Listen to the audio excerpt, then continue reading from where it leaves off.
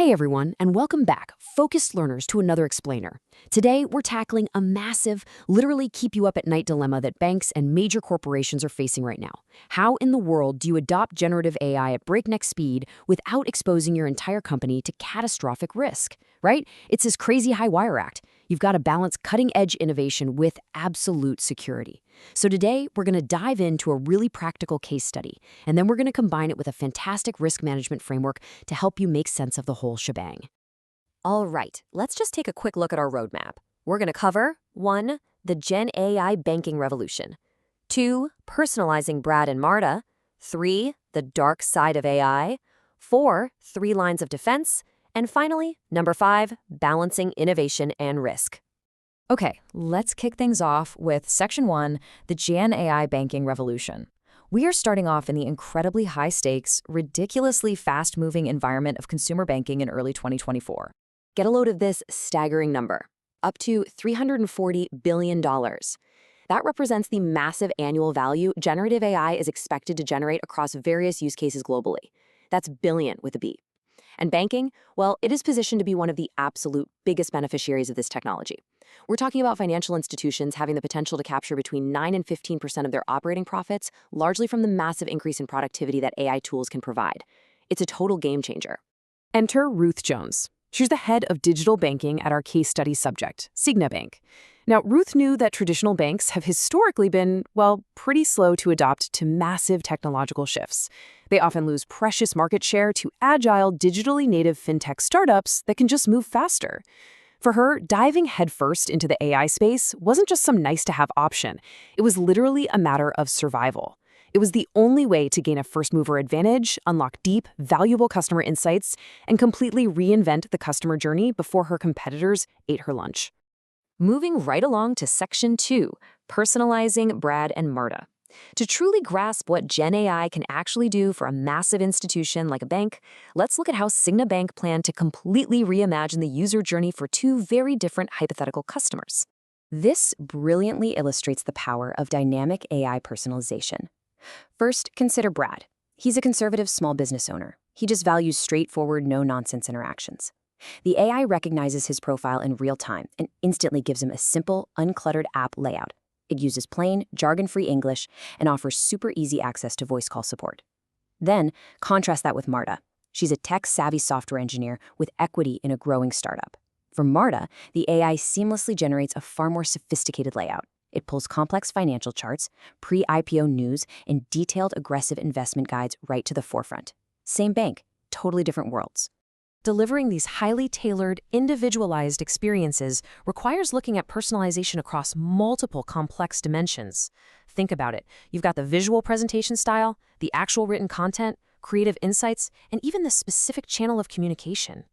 To pull this off, Signa Bank cannot rely on just one single monolithic AI model. They need what's called a mixture of experts.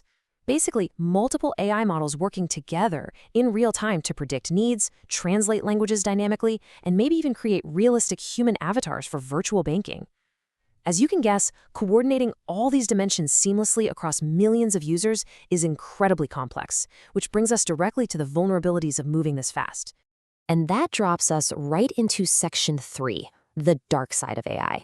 Because while this personalization potential is absolutely incredible, it is also a regulatory minefield. Integrating large language models, or LLMs, introduces severe, unpredictable vulnerabilities into a bank's heavily guarded ecosystem.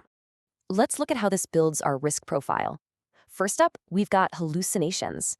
Because LLMs are fundamentally designed to predict the most likely next word in the sequence, rather than, retrieving hard, verified facts from a database, they can sometimes just make things up out of thin air.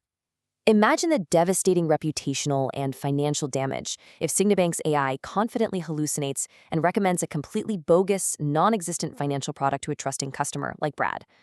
Then there's the critically important danger of PII leaks, the leaking of personally identifiable information.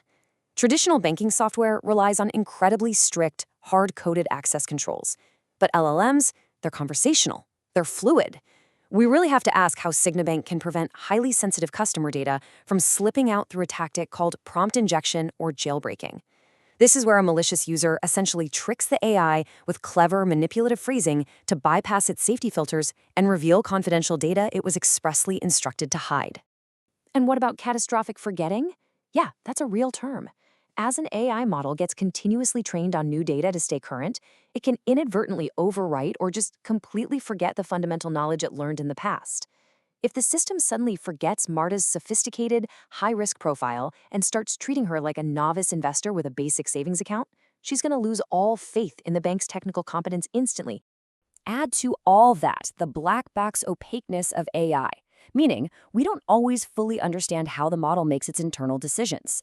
Plus, there's algorithmic bias, potential copyright infringements buried deep in the training data, and a complete lack of defined boundaries for what the AI is actually capable of doing.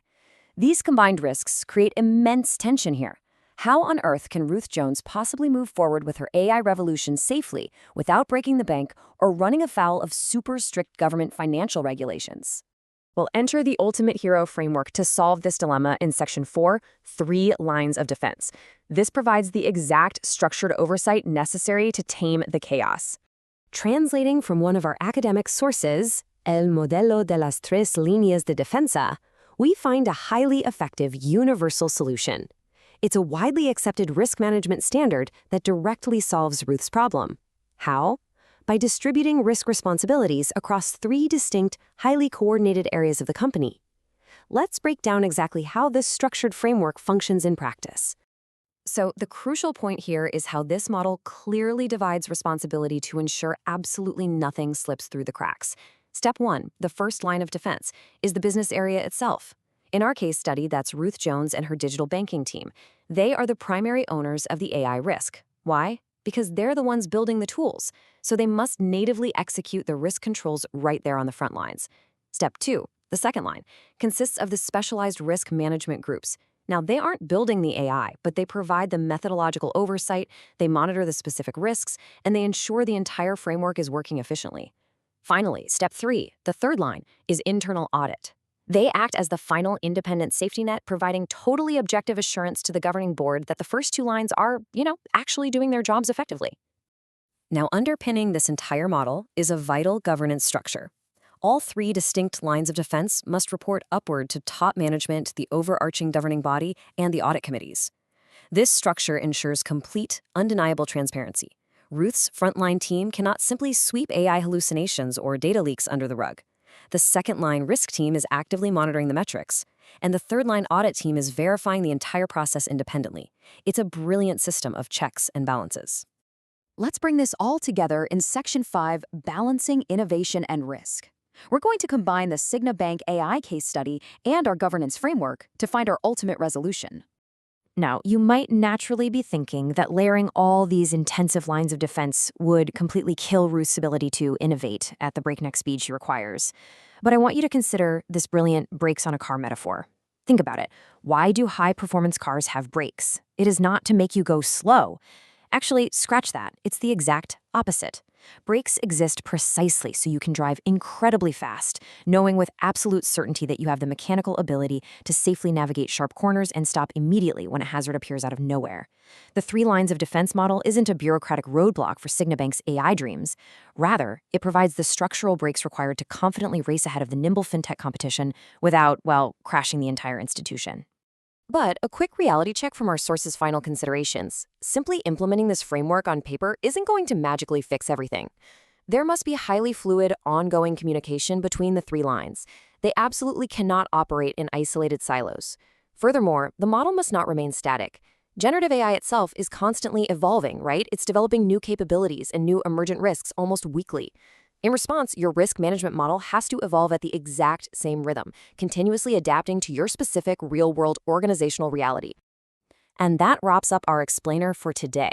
We've explored the incredible, highly personalized value generative AI can offer to consumers, the frankly terrifying technical vulnerabilities hiding just under the surface, and the structured 3-tiered governance required to securely manage it all. So, I'm going to leave you with this final, crucial thought to ponder. Look closely at your own technological leaps. Can your organization successfully balance the relentless push for AI innovation with a truly robust, adaptive 3 lines of defense? Think deeply about it and keep learning.